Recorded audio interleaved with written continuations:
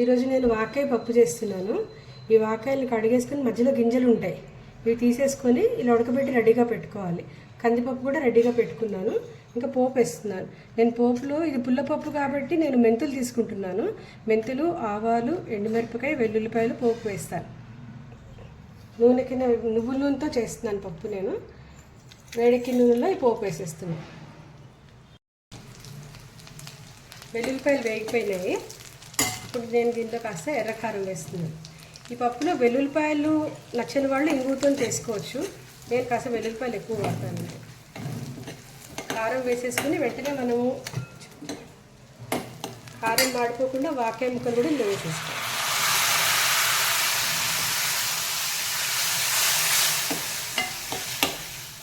ఈ ఉడికిపోయిన వాకాయలు ఎక్కువసేపు దీనికి ఇంకేం అక్కర్లేదు పని మనకి. ఇప్పుడు నేను ఉడకబెట్టి పెట్టుకున్న పప్పు కూడా ఇందులో వేసేస్తాను. నాకు పప్పు ఇదిగో ఇలా వచ్చింది.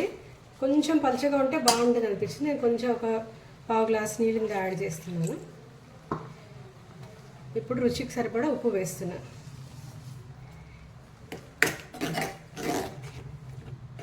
రెండు పచ్చిమిరపకాయలు వేస్తున్నాను. ఇది చివరిలో వేస్తే దీన్ని పచ్చిమిరపకాయల ఫ్లేవర్ పప్పుకి బాగా తెలుస్తుంది. అయిపోయిందండి పప్పు.